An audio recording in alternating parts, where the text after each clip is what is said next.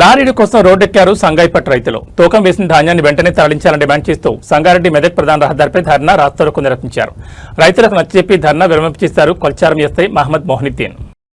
మాట్లాడి మరి రైతులకు కావాల్సినటువంటి లారీలు ఒక్కొక్కరికి 20 రోజులైతే తూకం వేసి ఇంతవరకు లారీలు రాదు. 20 రోజులైతుంది, ఇంతవరకు లారీలు రావడం లేదు.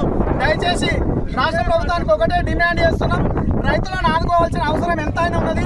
ఇప్పటికే నెల రోజులైతుంది వరి కోతలు కోసి, ఇంతవరకు కూడా 8 రోజులకు ఒక లారేస్తే మన రైతు చాలా నష్టం జరుగుతున్నది. ఆ టాపర్ల కిరాయి సరిపోతలేదు. రైతులకు తక్షణమే లారీలు పంపించవలసిన అవసరం ఎంత ఉంది. కలెక్టర్లకు, డిఎస్ఓలకు, అట్లా పోతే డిఓలకు, ఎండీలకు అందరికీ చెప్పి దయచేసి లారీలు ప్రతి సెంటర్కు లారీలు పంపాలని మేము డిమాండ్ చేస్తున్నాం. మరి ఇంకోటి, రేపు రాష్ట్ర ప్రభుత్వం ఒకటి ఏం చెప్తుందంటే రైతులను ఆదుకుంటాం, మేము ఈ శాస్త్రవేత్తలను పంపిస్తున్నాం. అవన్నీ చెప్పడం కాదు, రైతుని అలా తూకం వేసిన వడ్లను అక్కడనే ఉన్న 20 రోజుల నుంచి తక్షణమే లారీలకు చెప్పి మీరు తక్షణమే మిల్లర్లకు, మరి రైస్ మిల్లు ఓనర్లు అక్కడ మాకు కాంట పరంగా కావచ్చు, లేకుంటే కమిషన్ల పరంగా కావచ్చు, రైతుకు 5 కిలోల తరుగుతో ఇవ్వాలి. 5 కిలోలు తరగంటే ఏ మిల్లర్ అయినా వచ్చి పెట్టుకునేట్టు సిద్ధంగా ఉన్నాడు. మిల్లర్లకు ఖచ్చితంగా వార్నింగ్ ఇచ్చి రైతులను ఆదుకోవాలని మేము డిమాండ్ చేస్తున్నాం. అంటే డైలీ గ్రూప్ వైజ్ చేస్తున్నా, తర్వాత లారీల వైజ్ చేస్తున్నా, తర్వాత ఎంఆర్ఓ కూడా రోజు కన్సల్ట్ చేస్తున్నా, ఎండీకి మన డిఎంకు చేస్తున్నా, డిఎస్ఓకి చేస్తున్నా.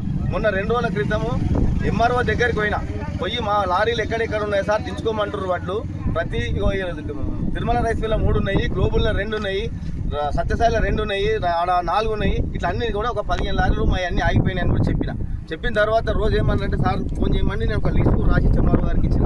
ఇచ్చేమన్నట్టు చేస్తారు వెంకటరాముడు ఎందుకు ఇంత తొందర అన్నారు. అంటే ఇప్పుడు పరిస్థితి బాగలేదు సార్, ఒకసారి చూడండి సార్ రైతుల పక్షాన అని చెప్పి ఆడ నుంచి డిఎస్ఓ దగ్గర పోతున్నాను కూడా చెప్పి డిఎస్ఓ దగ్గరికి వెళ్ళిన.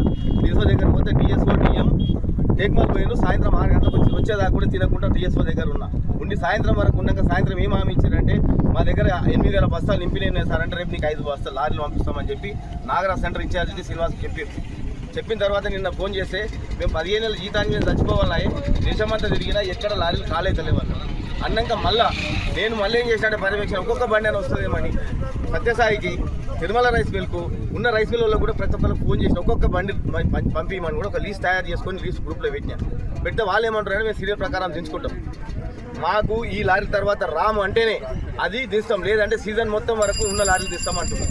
అంతకన్నా ఎక్కువ మా తరఫున మేము ఏం చేయాలి చేస్తున్నాం. గవర్నమెంట్ ఏంటంటే వాళ్ళు రా రైస్ ఇవ్వమంటారు. మాకు అంత పెద్ద రాజకీయం మాకు అవసరం లేదు. వాళ్ళు రా రైస్ అడుగుతురా, బయలు రైస్ అడుగుతురా, ఏం అడుగుతురా, మా రైతులై తక్షణమే లారీలు పంపించి మాకు ఈ 2-3 రోజుల వడ్లు దించాలి. ఎందుకు దించాలంటామంటే రోని వస్తుంది, రోని కాటి 26 నుంచి మాకు ఏంటి వర్షాలు వస్తున్నాయని కూడా సూచన అవుతుంది. ప్రతి రైతు అప్డేట్ ఉన్నాడు. వర్షాలు కింద పడ్డాయనుకో, అకాల వర్షాలు కింద పడితే రైతు ఇప్పటికే నష్టపోయాడు, ఇంకా నష్టపోతే కూడా బాగుండదు. ఒకటి రైస్ మిల్లర్స్ కూడా ఎట్లా వ్యవహరిస్తున్నారు అంటే ఇంతకుముందు 42-200 గ్రాములు పెట్టాను, ఇప్పుడు 43-45 పెడితేనే తీసుకుంటామనే ప్రసక్తికి వచ్చింది. అది ఒక రైతుగా నేను ఇప్పుడు రైతుకు చెప్పలేదు.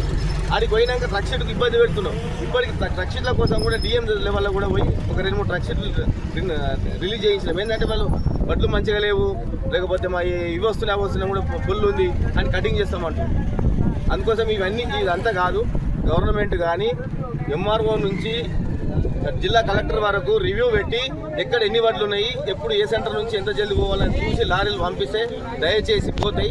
అందుకోసం రైతుల బాధ అందరూ అధికారులు ముందుకొచ్చి మాకు లారీలు పంపించి తక్షణమే ఈ వడ్లు కాల్ చేయాలని కోరుచున్నాం.